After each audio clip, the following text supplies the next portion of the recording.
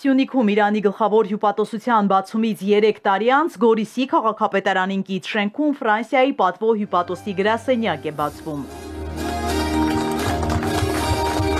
Պատվո հյուպատոսը հայ է Կարմեն Ափունց։ Նա Գորիսի ֆրանկոֆոնիայի կենտրոնի տնօրենն է։ Պատվո հյուպատոսի գրասենյակը գլխավոր հյուպատոսությունից շատ ավելի ցածր կարգավիճակ ունի եւ որպես կանոն քաղաքական գործառույթներ եւ անձեռնմխելիություն չունի։ Անձեռնմխելի են փաստաթղթերը։ Պատվո հյուպատոսի գրասենյակը հիմնականում հումանիտար, մշակութային գործառույթներ ունի եւ կարող է որոշ դեպքերում հյուպատոսական ծառայություններ մատուցել։ Ֆրանսիայի դեսպանը տեղում պատասխանում է իրեն հաճախ տրվող հարցին, թե ինչ է իրենից ներկայացնում հյուպատոսական գրասենյակը։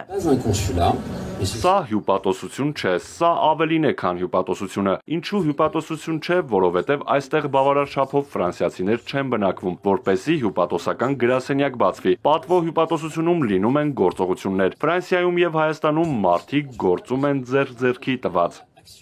Ֆրանսիան շարունակում է Հայաստանի կողքին մնալ ավելի վաղ Հայաստան-Ֆրանսիա ապակենտրոնացված համագործակցության 5-րդ համաժողովի ժամանակ դեսպան Դկոտինին հայտարարեց, որ Գորիսը տարածաշրջանում խաղաղություն կառուցող քաղաք է եւ Փարիզի ներկայությունն այստեղ նշանակալի է։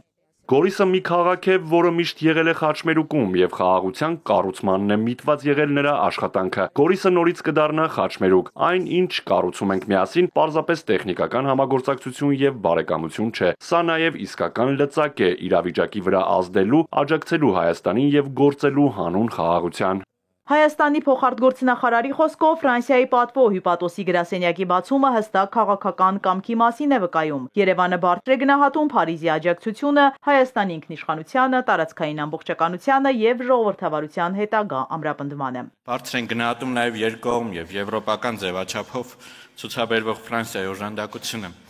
Հայաստանի պաշտպանական կարողությունների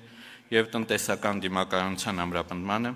ինչպես նաև աջակցությունը Հայաստան-Եվրամիություն գործընկերության ընդլայնմանը, Եվրոպային առավել մոտենալու մեր ցանկություններին։ Կոստանյանը նաև նշում է, Սյունիքը կարող է դառնալ գործակցության ռազմավարական հենակետ, որտեղ ենթակառուցվածքների, տրանսպորտի, էներգետիկ ոլորտներում համատեղ ծրագրերը կծառայեն ոչ միայն Հայաստանի, այլև ամբողջ Հարավային Կովկասի ու նաև լայն տարածաշրջանի շահերին։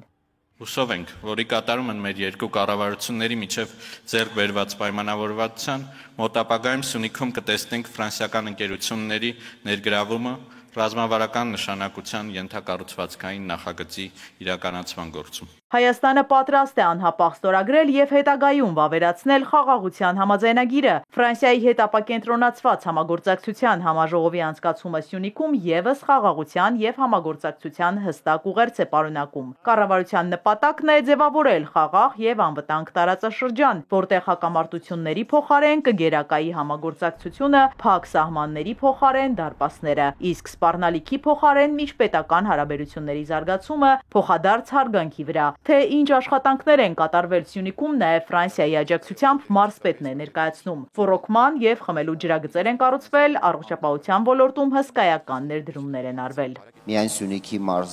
մարզում իրականացվում է շուրջ 1 միլիարդ դոլարի աշխատանք, սա շատ կարևոր է եւ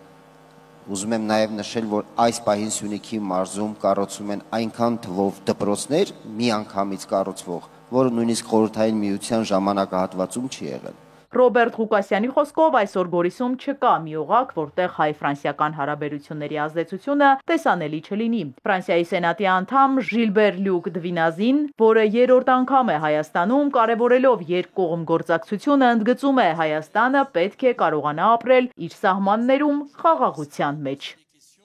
Իզաբելլա Հովանիսյան, Էպիկենտրոն։